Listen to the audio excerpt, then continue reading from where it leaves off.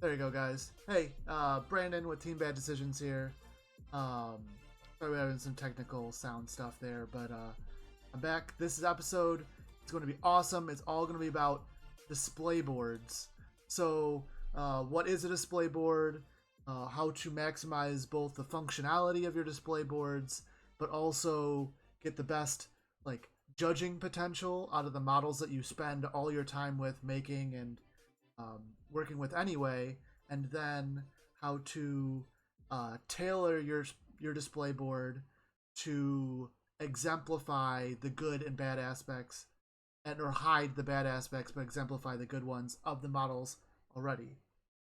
We'll go through step by step what you'll need to make a good display board, what I'd use, and then at the end we'll do a little exercise. I'm actually going to plan a display board that I'm going to start working on, and then hopefully chronicle through some of the videos, making it and tools we need. So to start out, for the people that aren't familiar with what a display board is for Warhammer 40k, it's any kind of tray or surface that you place your models on in a tournament where there's judging for art or theme or composition, and you place your models on there to exemplify what you want to see. So the depth that you'd want to go and the time you want to put into making a display board should be, I don't know, it should be proportional to the importance that a display board has at your given event. It could be anything as small as a fat mat that's placed down that has some colors on it that match the flocking of your bases, to large scale displays, multi-feet wide, multi-feet long, to show on tiers what you're going to be getting at. So for example, if I'm going to start here, I'm going to look at what I want. I think I'm going to start with your display. The question one that may come up is, how big? What do I need? What are we even worried about? So the one I want to is for combat patrol. So look at the scale of your game. Combat patrol is a game that's scaled at around 500 points. So you're gonna look at what's the deployment zone look like in a 500 point game. What kind of space does your models take up? And then you're going to look at the size of your models.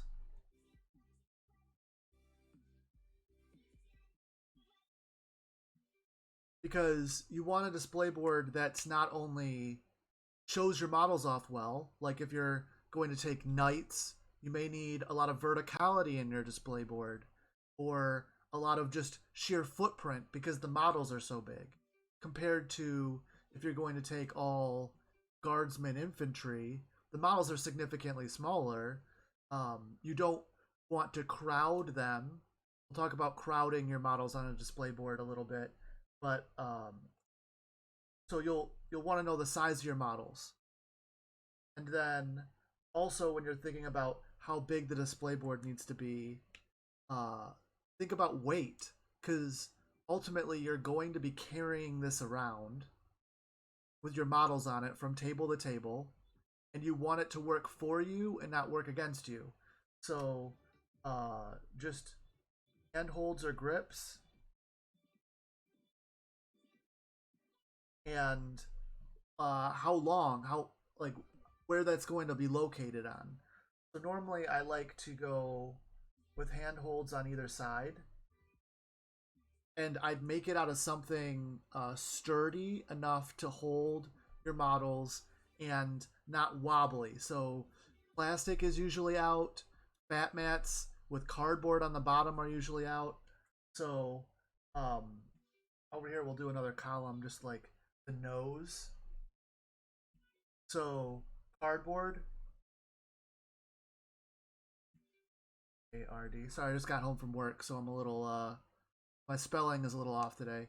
But cardboard, no, don't use cardboard. There's been too many times cardboard can be too wobbly. It'll fold on you, and models will fall over during transport. And also, when you're at bigger tournaments, you're talking hundreds of players all moving and jostling to try and get to whatever table they need to get to next. And you have, 10 or 15 minutes to get from one place to another. Cardboard's just not going to cut it. One trick I like to use, so if we move this over to like construction column,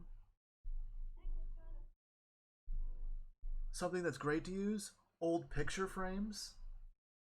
So you can go to like a Salvation Army, or we have them here, Salvation Army, or other big, like wholesale or cheap big lots, or, and then you can get old pictures that are, I don't know, about let's say the width of my shoulders are about 30 inches.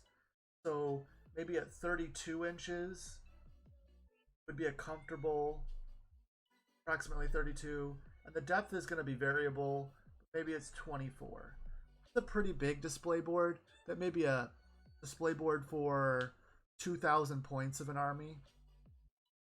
But it's going to be good enough. And then with that old picture frame, the frame itself is going to have, the edges are nice and embroidered. They're going to be tapered already. They're going to look distinctive. It's going to look like a nice display. You can get them on the cheap. And also, you can buy 2 of these brackets.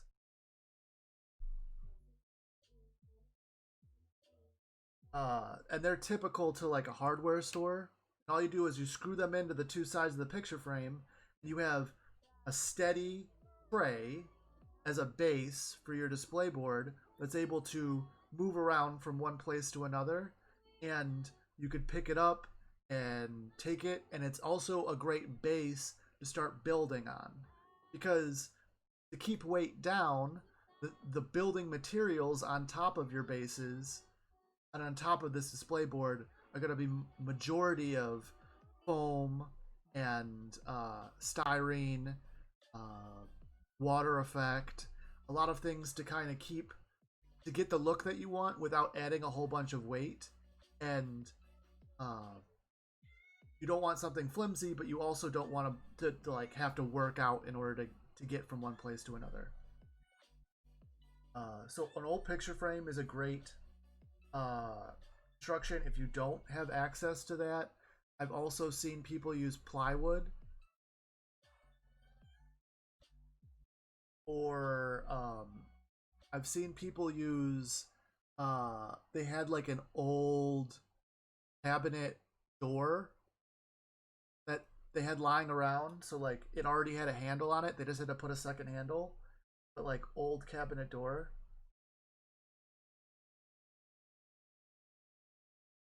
So the just to recap, the size of your display board is ultimately going to vary dependent on what kind of army you have and the size of the game, the size of the table, and where you're traveling. So travel has a big thing to do with your display board. If I'm going to know that I'm driving to a tournament that's 2 hours away, and I have a whole trunk I could take with me, maybe that means I could bring a more intricate display board that I can carry around because I can transport it. But if I'm flying to Las Vegas to go to LVO, then I know I can't transport a 32 by 24 inch display board. That's not something that's going to be able to happen on a plane. So we can look at some alternatives, but right now I'm going to lean this towards the display board I'm going to build and teaching why I'm doing those steps in the direction I am.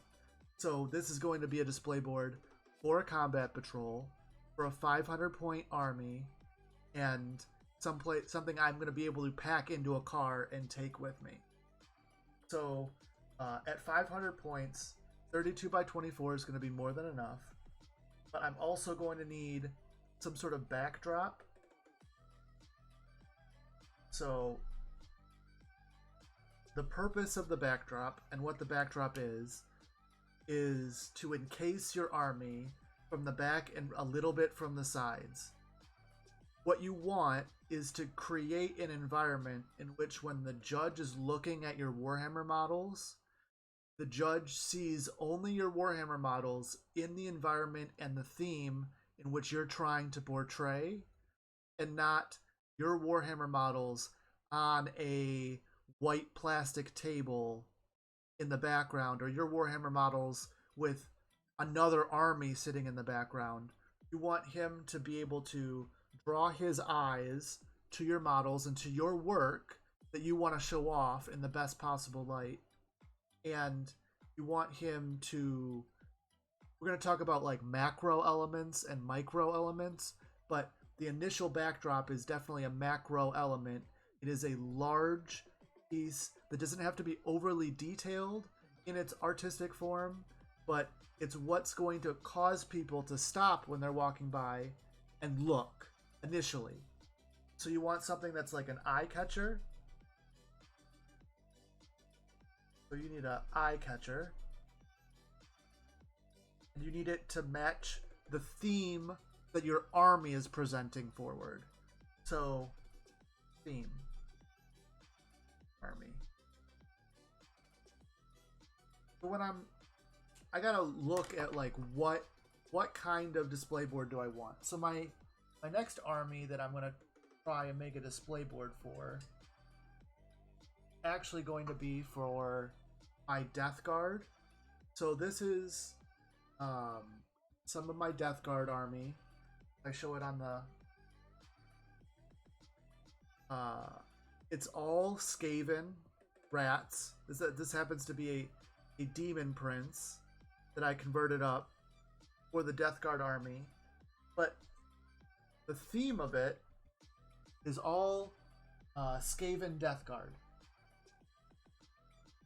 Grab other couple models here to show off. These are some of the Plague Monks, Clan Rats that I'm using as Poxwalkers. And some of the Death Guard vehicles, which are big in a Death Guard army, is your tanks and your other vehicle units. I have the Plague Burst Crawler with Skaven on the side, operating the cannons. It has a warp cannon on the back for the catapult, and it's got a couple Skaven operating that catapult on the back of the tank. So that's my Death Guard warp crawler. But so that has a theme. That is, the army itself has a theme. It's not only a Death Guard army, but it's a Death Guard army that has a rat and Skaven theme built in. So under like for my theme, what do I want to get across? It's Death Guard and rats. If those are the two things that if anybody walks by my army, they, even if they don't play Warhammer, I want them to be able to see, even just passing by, they don't even stop. It's Death Guard and it's rats. Anybody, no matter what their background or process or know anything about the game, should at least be able to get, it's gross and there's rats. So my tallest model here, for combat patrol, I do have a Mortarian conversion for this army, but Mortarian won't be in my combat patrol list. So my tallest model is probably going to be this Demon Prince. Hovers about, I don't know, 8 inches tall to the top of his wings when he's on the base, to the bottom of the base. So I want to go above that in my display backboard, so that even if the big guy is kind of in the back with his wings out, encompassing as a backdrop to the army, the background is above that. So if he's at 8, I may go to 10, probably 12 inches tall from the back. So on this back then, I'm going to go 12 inches, and then that's going to taper down the side. And usually I don't go all the way. I usually keep maybe a third of the distance in. And this is going to be one of the walls. 12 inches tall. And then this is 24. A third of it is 8. So be 8 inches in. And the reason you leave that open space is so that people walking towards your model, because your display board is going to be on a table 9 times out of 10, and your display board, people are going to be walking the aisles in between the gaming tables. You want them to be able to, you want to direct people's eyes as they're walking up on an angle, just give them a little sneak peek at what they're going to be able to see. And if you take that wall, that side wall, and you go all the way to the end with it, you're limiting the angle in which people can view. So now that this isn't going all the way, let me use a pencil so I could erase it real quick after But now that this isn't, people can see in at this angle, and even at a steeper angle at things that are in the back, as they're walking up. And then you'll also do the same thing on the other side. The other side will have about 8 inches in, or a third of your depth. So if you say that your depth doesn't need to be 24 inches because you're doing a skirmish game, for instance, you won't need 8 inches in. It'll be, I don't know, 6 or 4 inches in, just about a third. This is going to go up to about 12 inches. And then your backdrop.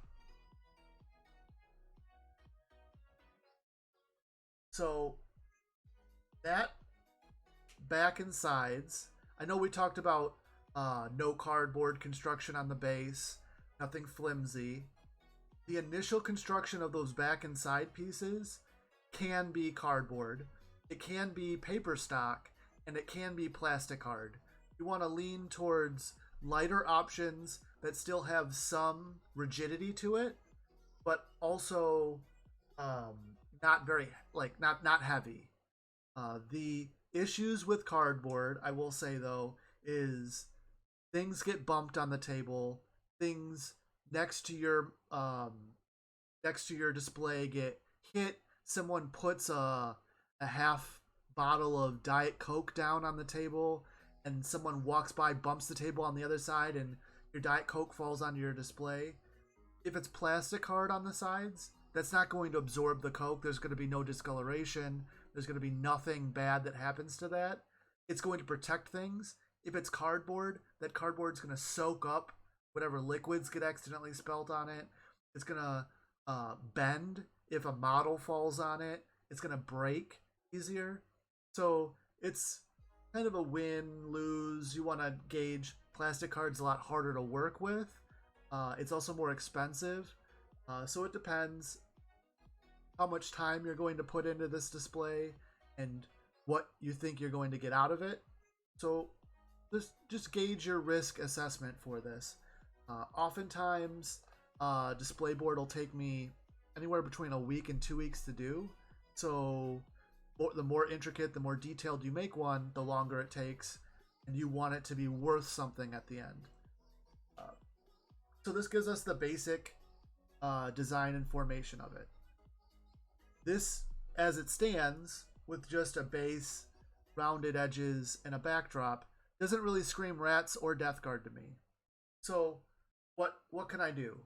Well, there's this nifty thing that I like to do, and I like to print out, because I have access to, like, you can go to Kinko's and get access to their plotter and get a big sheet, a big print of a high-res background. And then whatever background you want. It could be for my Death Guard and rats, I may choose like a pestilence theme. I would stay away from having the background have any sort of models or images of infantry or monsters. I would just stick with a scenic background. And I also would get something with a little bit of gloss to it, because if the image itself is a little bit low res or a little bit not as crisp as the foreground is going to be, because the foreground's actually going to be in your face and real foam, but the background's going to be an image. A little bit of gloss on the paper can help catch the light and throw the light around, and you get a little bit of shine, and that'll help hide some of the imperfections and impurities of the background itself. So I would go about, once you get your big sheet, your background sheet, Kinko's or any kind of plotting store. If you had a printer, you could even segment it out and print multiple different sheets. And that's just going to be kind of pasted and trimmed around to look organic on this backdrop. But you don't want to stop there, because you'll see a lot of people when it comes to display boards, they go with the basic bottom, they go with the basic sides, and then they stop. They just put their models, and they think that their models are going to speak for themselves. And in some ways, if you have really, really good models, they can. But if you're not a professional painter, I'm not a professional painter, I want to try and do what I can to trick the judges into thinking my work is better than it is. So this is where you could do some easier tricks that don't take as much skill to get more out of your artistic judging experience. And I guess another no that comes up in this stage of planning, no GW terrain. Now, some people may say, but Brandon, this is a GW, it's a GW product. Like, is this Games Workshop here? We're all playing Games Workshop models, and I agree. We want to support GW, and GW has some beautiful terrain options out there, but everyone knows what a GW terrain piece looks like, and there's going to be hundreds of them all over all the tables at big tournaments and big events. So if you put a GW tower, even a piece of a GW building, in your display board, that means that person's going to be able to see that wall piece or that floor piece, look up and see that same piece copied 16, 17, 20, 30 times all over tables all around. And it detracts them from how unique and beautiful some of your creations can be, because you used some copy pasta from around. Now, so that, no GW terrain. There are other terrain companies out there that allow you to, well, you can take bits and pieces from, but ultimately I think the best terrain choices I've made and I've been judged on in the past are scratch built, they're foam cuts, they're plaster, they are water effect, because you're not there to judge terrain. You're there to judge your models, and the terrain needs to be kind of subdued to exemplify the beautiful models that you're going to be displaying. But there's that. There's the terrain, and then in front of this, so I'm going to draw this again because I've already kind of drawn in the background. But so if this is you're familiar with it, this will be an ISO view, or isometric, you're looking down at it at an angle.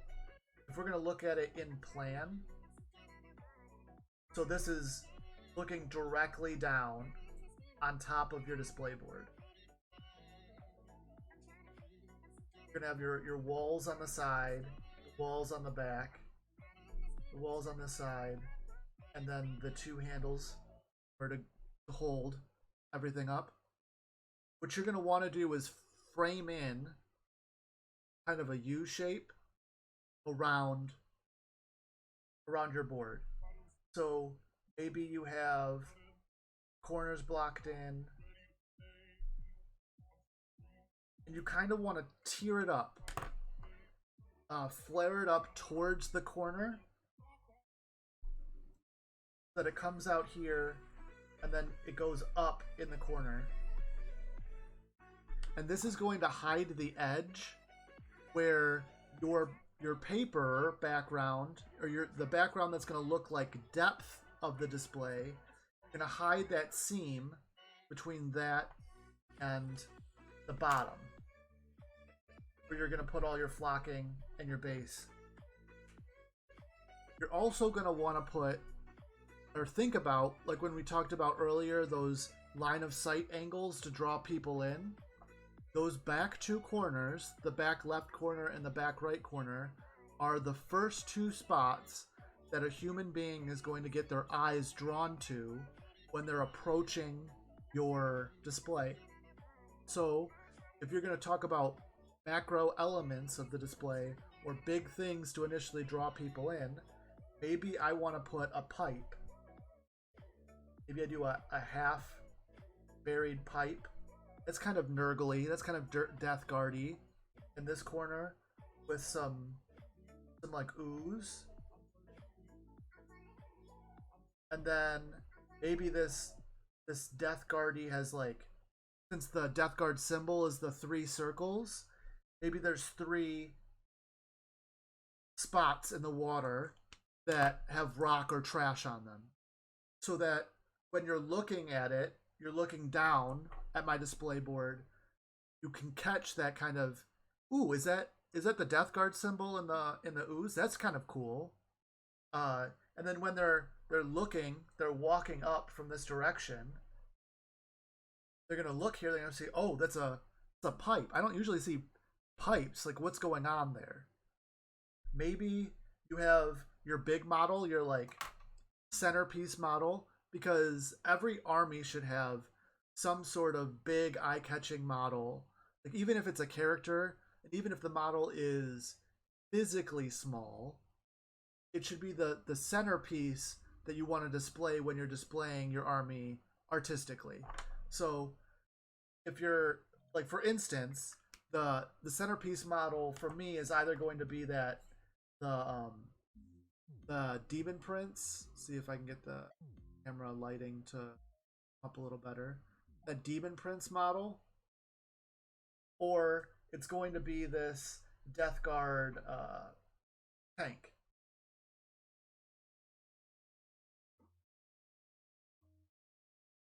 So that means I got 1 of 2 options. I've got other models that are going to be part of the army. I've got Poxwalkers that they look nice, but they're not a centerpiece model. They're not converted. They're not something unique or something special that people would get to see. So there's not going to be a lot that I want to exemplify in some of the other things, especially in a combat patrol setting, but I'm not going to have that many models to begin with. So say I'm going, because I have those 2, I have a choice to make. I kind of want my centerpiece model to be located front or back and center because I want people's eyes to be drawn over everything to the centerpiece model after catching a detail and being drawn in. So if that's where my centerpiece model is located, all right, let me catch up with my writing. That's where my centerpiece model is located.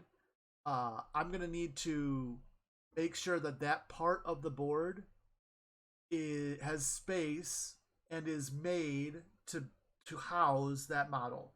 So, for instance, if I go with the Flying Demon Prince, the base isn't as large, and maybe I mount him using some wire, or maybe I make a spot for his round base available in the mountain.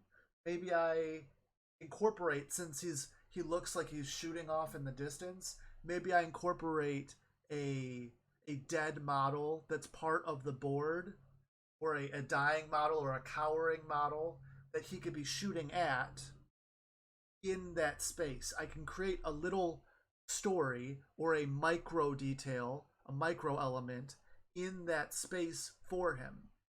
As opposed to if I chose to do the tank, you would need a spot so that the tank can tell a story. I think too many times you see people that they don't they don't think about necessarily the tanks or the bigger models that are going to be put on their boards, and they cut all their foam and it's kind of rocky, and it looks good from just a board standpoint. Like there's cool terrain features and it's all rocky, but then you end up with your tanks and you go to place your tank down and it's facing down at a 45-degree angle or upside down or sideways because you never thought about how a tank would sit on the board you were making. So if I wanted my centerpiece model to be the tank, I may build this out a little bit to be more of a like an outcropping and make it flat. And if you were looking at that without any models on the display board, you may say like that looks a little flat and unused space that doesn't look right, but it will pay off when you put the model there, because then after it's not only is it flat, you might be able to put some boxes or some debris, some micro detailing elements on the board around the tank after it's placed to make it look more organic. But having a tank flat and look the way that you want it to look is more important than having the board look good on its own. So we did talk about the pipe detail, what macro element that could look like from a display standpoint coming from this direction. But I also want something in this corner as well. These are kind of like, if you ever played euchre, it's definitely a Midwestern thing, but the Trump spots, not the president, but the euchre term. These are the two most important spots in a display board, are the two corners. So in this corner, if I'm already going to have like a pipe and sewage, maybe I go with, I could either go industrial with it. I can go maybe a broken, kind of dilapidated crane that's kind of pointed out at an angle, or if this is gives the Death Guard vibes with the Nurgle and the Rot and the Pestilence, maybe I go rat with it with Skaven, and I do some sort of like Skaven mound with scrap all kind of put together. Or I've also maybe some sort of like pox tree. I don't know. So let's just leave it for now. And when we get to building, just know we're going to have some sort of element. We'll have to have some sort of artistic element in that spot in that corner for us. But we won't, you don't have to have everything figured out just in the planning stages. But so so now that we have a good kind of idea of general size and the general look, let's go through a list of what we're going to need hardware wise and what we'll need supplies wise. Ooh, just punching my cameras nowadays. What we'll need hardware wise and what we'll need supplies wise in order to achieve this goal. So, looking at hardware.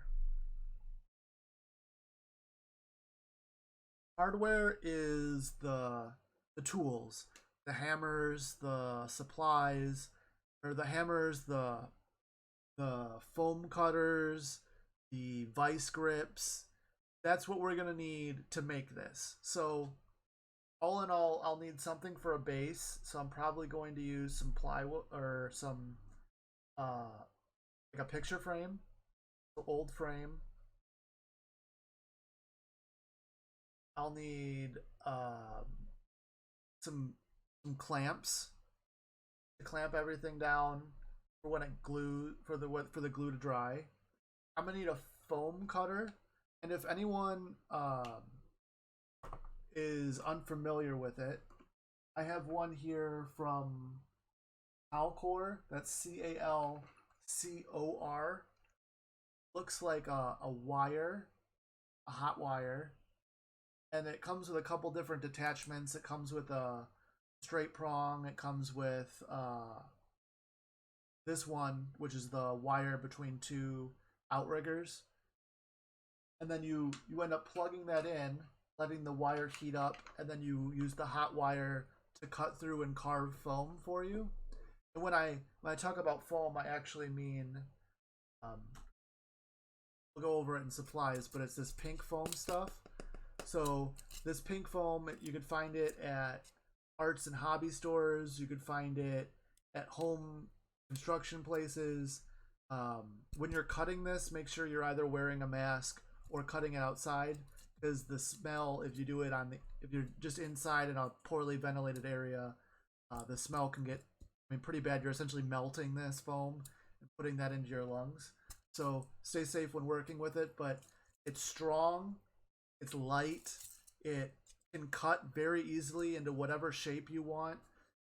You could easily trim this down, taper it for the back edges of the display board, or I wouldn't necessarily use it for the pipe or other round surfaces, because human eyes have been looking at things that are round for your entire life. You've been looking at round things.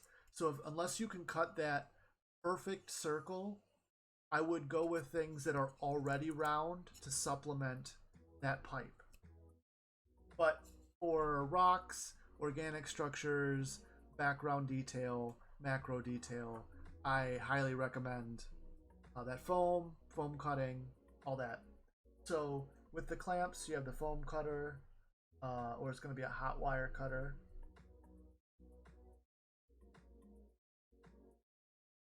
And going to need maybe some that'll be in supplies. So if you look in supplies, you need your pink foam. You're probably going to need quite a bit more pink foam than you would initially start thinking of. If it's a 24 by 32, my display may need 2 to 3 times that in pink foam, 1 inch thick pink foam, because the whole thing doesn't need to be covered, but you're going to need multiple layers to achieve the depth you want, and one wrong cut, you're gonna have to scrap a piece in order to get something else you need. So it's always, the pink foam's not very expensive. You're talking, you could find it on sale for, I don't know, $5 for a sheet of 24 by 24 of this stuff, or a couple sheets of 24 by 24 of this stuff, $5-10. So stock up on it if you're you're going to be making multiple display boards for different events, for different themes. I have more than one army, so I have to make more than one display board. You may only have one army, so you may only need one display board, and then you start kind of bare bones and then add to it in time. But supplies, pink foam, and that's hard cell foam. Then you're going to need maybe some cardboard, or paper stock is better. Plasticard.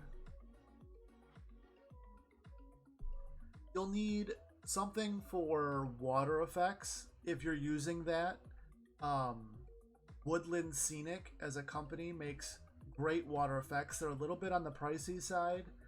You could look at trying making the water effects yourself, but if you have the money to spend and you don't necessarily want the time to potentially mess up something, Woodland Scenic, I haven't had an issue with any of the products they make, especially their water effects out of a bottle.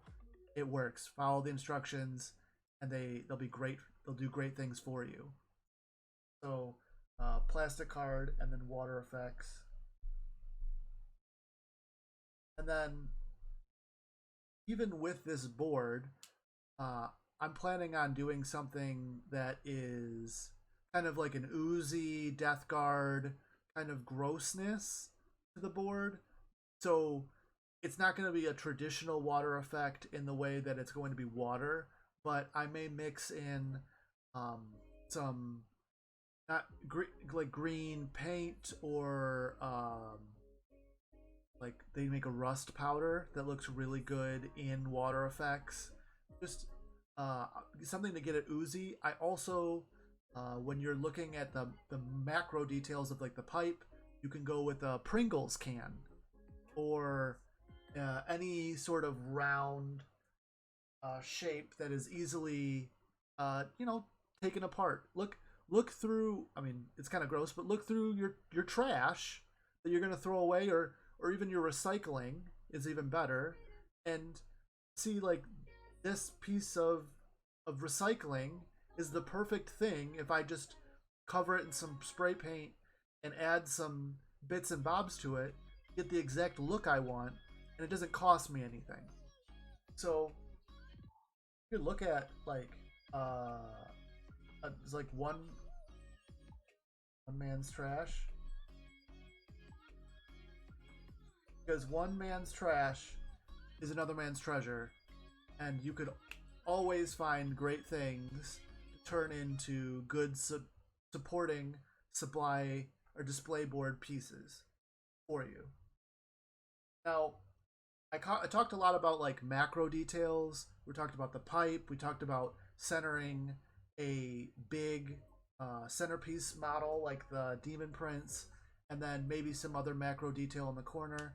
But once you get them, once you get the person to stop to look at your army, you're gonna get the wow, cool. That's level one. That means you've attracted their attention and you've pulled them in. What you then is you want micro details to tell the story of your models. My Death Guard rats are not only Death Guard rats. Maybe some of them are casting a ritual. Some of the Poxwalker rats are casting a spell in the corner, and I could take 10 of the Poxwalkers and position them around a cauldron, and I could go to. I'll go and I'll grab any kind of like maybe a Jello pudding cup I can grab from my recycling, and I could melt that down a little bit, or crumple it in, and then spray it with a metallic spray paint, so it's all crumpled and looks like a cauldron. And I could fill that with some Elmer's glue, let that dry, paint that green, and then it would be a cauldron full of this green viscous liquid that the rats are all around scurrying with. I can get some, while that Elmer's glue is drying, I could press in some bits of Space Marine arms or a Space Marine helmet, and I could get that into the glue so that when it's drying, it looks like those bits are bubbling up in the stew. That could be a nice little detail, some micro detail that once you get the attention, get the eyes of the person walking by, they look at the big model, they look at some of the big details, they're like, oh, what is that? And it's the step two is they say wow, but then they lean in, they get close, because not only have you picked their attention, but you've intrigued them with things that they've never seen before at a small scale. And your models are not only speaking for themselves, but they're telling a story to the person looking at them. And you don't even need to be there. I would actually highly recommend that when your models are being judged, unless you're required to be there, you shouldn't be there. You should be off doing, enjoying yourself. You spend all the time now to set it up to tell the story, that when it's being judged, you let your work speak for itself. Too many people, I feel, also stand right next to their display because they want to sell it. They want to be a salesman to the judge, and they want to point out the dry brushing. They want to point out the detail work. They want to point out, they want to make sure the judge sees this thing on their model. And I'm going to tell you now that from times that I've been a judge and times that I've seen people do that to a judge, you get worse grades. You get marked down because you look like a salesman. You look like someone going door to door trying to push their goods on somebody else. Now, do I believe that you should try and emphasize your dry brushing, emphasize the details on that great model? Yes. I do think you should take everything you're already putting your hard work into and then exemplify that in your work. But I think that you should do that with the optical tricks. You should do that with how you set up your models on the board, how you set up your board, and what you do with the board so that it speaks for itself and it does what you need it to do, instead of you having to be there and do it for your models. So, rant aside, it's some of the macro details and some of the micro details.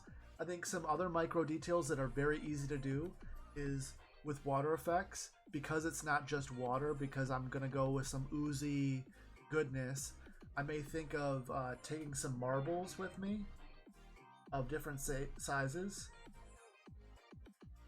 and as the water effects is drying, I will press those marbles partially into the water effects in kind of like centralized areas, like little clusters, maybe a couple here and a couple there, so that it looks like the ooze is actually bubbling up. So when I go to paint the water effects on top with a semi-translucent green, because you still want it to look semi-translucent, maybe parts of it you have streaked with a non-translucent paint, so it looks like oil or extra concentrated ooze in a semi-translucent area. Another thing you could think about, when we haven't touched on this is kind of a more advanced topic when it comes to display board making, but is lighting. You don't know what kind of lighting there's going to be at the tournament. You don't know. One second. You don't know if. Sorry, I had a little computer thing go up. But you don't know if.